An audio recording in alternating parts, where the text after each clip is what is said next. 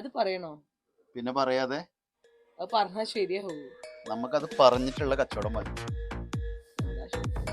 അതെ, ഗുരുവായൂരപ്പൻ കാസിന്റെ കച്ചവടം ഇങ്ങനെയാണ്. ഉള്ളത് പോലെ നമ്മൾ കസ്റ്റമേഴ്സിനോട് പറയും.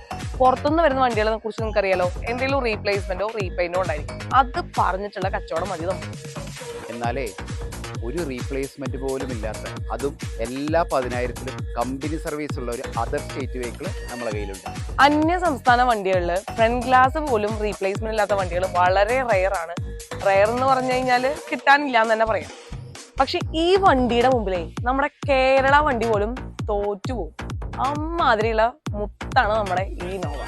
2014 മോഡല്, 11ാം മാസം, സെക്കൻഡ് ഓണർഷിപ്പിൽ വരുന്ന വി ഓപ്ഷനിൽ വരുന്ന ഈ ഇനോവ ഓടിയിരിക്കുന്നത് 2,65,000 കിലോമീറ്ററാണ്.